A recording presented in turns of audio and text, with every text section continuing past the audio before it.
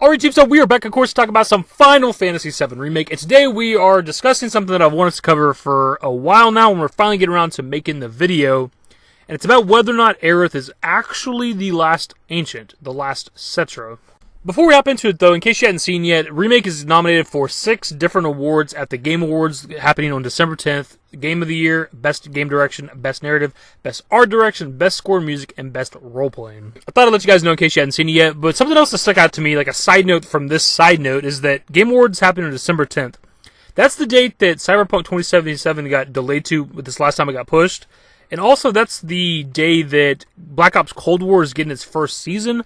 I just find it kind of weird that all this video game stuff is happening on the exact same day. It's also just like a Thursday, like a random day of the week for stuff to happen. Games usually launch on like a Tuesday for the most part, so it's weird that they wanted Cyberpunk to come out on a Thursday. And it makes me question the legitimacy of the delay for development reasons.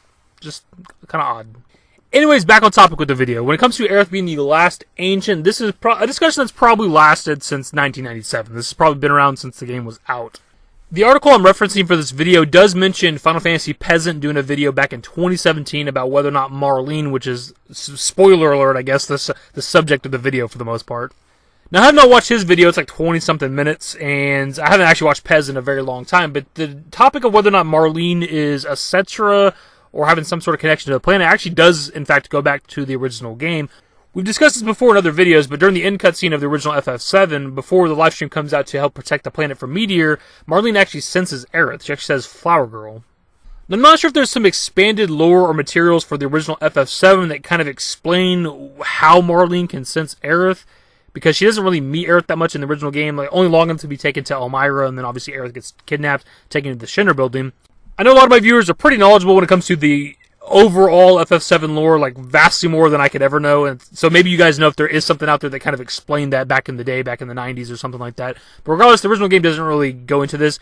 Now, Remake kind of does. We see multiple times in Remake that people that come in contact with Aerith, like, can see the whispers or gain knowledge or both. We see it with Cloud at the very beginning of the game. She touches his arm. He all of a sudden can see the whispers before he could not even see them. When she touches Red 13's face, he all of a sudden just has all the knowledge. He knows exactly who the Whisperers are, the Watchmen of Fate, the Arbiters of Fate. He knows exactly what's going on. Kind of another side note, like, I don't know if this has ever been explained, like maybe in an Ultimate or something. Like, how does he gain that knowledge? Did Aerith specifically show him that? Or did he get that knowledge just from her touching him? Because if it's just from her touching him, then why didn't Cloud gain that knowledge at the beginning of the game? And other people she's ever touched?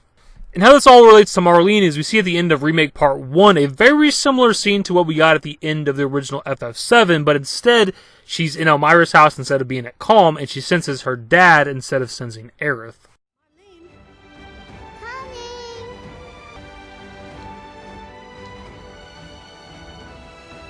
Daddy? And how this relates to Aerith in the remake and possibly even the original game is that we actually get to see and play out the segment of Aerith finding Marlene and taking her to Elmira. And during this segment, Marlene is scared and crying, and in order to help calm her down, Aerith hugs her. And during that hug, Marlene gets shown something that almost seems to like scare her, but it does also calm her down. And Aerith, puts a finger over her mouth to kind of tell her to be quiet, almost like, let's keep this our own little secret.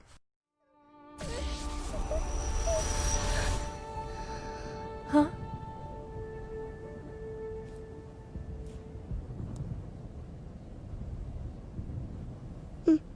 So I think it's pretty obvious that this would be the moment where Marlene gained that connection to the planet, or whatever it is that allowed her to sense Barret at the end of the game. And actually looking into it, I believe the Ultimania for the original game did explain that during the segment where Aerith is taking Marlene to Elmira, she did let Marlene hold on to the Holy Materia, so that might explain, at least in the original game, how Marlene has that connection to the livestream or whatever. Now, if you're hopping over to Advent Children, which of course takes place 2 years after the original FF7 story, I'd love to show clips from the movie, but last time I did that, the video got claimed. Marlene takes on a very similar role and look to Aerith. Very similar hairstyle with the ribbon tied in the hair. She also takes care of the flowers within the Sector 5 church, and then she can also sense the geostigma on Cloud's arm before he even shows it to her. So even with the original game and Advent Children, before we ever even had a remake, it definitely seemed like Aerith almost passed on being an Ancient to Marlene, which is kind of the overall narrative of this video.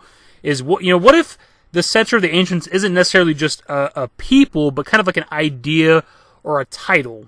And what if it's something that can just be passed on? It's simply, knowledge and a connection with the planet, which Marlene seems to have with the original game, Advent Children and Remake.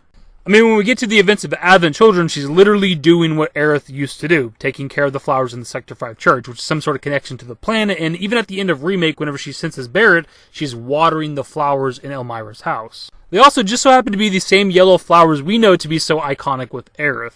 So if the original game and Advent Children were implying that Marlene was sort of becoming a Cetra, and Remake is also alluding to that much earlier in the story, then maybe that means that Marlene will have a bigger role in the Remake story. And I think it makes a lot more sense with the Remake story that Aerith would be trying to pass on the title of Cetra to somebody else, because obviously she has knowledge of the future and knows that at some point she's probably going to die, right? She knows her moment of death. Now, whether that actually happens with Remake remains to be seen, but more than likely, she's going to die at some point. So to answer the question of whether or not Aerith is the last Ancient, I would say technically yes, but with the FF7 compilation, it definitely seemed like Marlene was taking on a very similar role to what Aerith was doing when she was alive, like taking care of the flowers in the church and things like that. Which seems to imply that she's becoming an Ancient, and Remake also seems to be alluding to that as well much earlier in the story. So definitely want to know your guys' thoughts on this. You may have heard this theory before. It's newer to me. Again, I hadn't seen Pez's video from a couple years back, but I think it's important to talk about it now that Remake's actually out, because his video was made years before the game ever came out. So what are your thoughts on Aerith being the last Ancient? Yes or no? Is Marlene becoming an Ancient? And is it something that you can kind of just pass on, maybe? The thing is, man, as we talked about before, like, we want to learn more about the Ancients and the Cetra, right? We want to know their history. We really don't know anything about them. So maybe that is the thing that can be done. Like, just, you can simply pass on the role of Cetra. We kind of don't have a whole lot of lore on them, except for, like, their history of them being absolutely fucking wrecked by Jenova. Anyways, videos, that's the video. Let me know your thoughts in the comment section below. Hopefully you enjoyed. If you did, give it a thumbs up. Subscribe to the channel if you guys are new and more Final Fantasy VII Remake content. Turn on all my notifications. Follow me on Twitter, @dashingdavid. I'm on Discord. The links to my social networks are in the description and in the outro.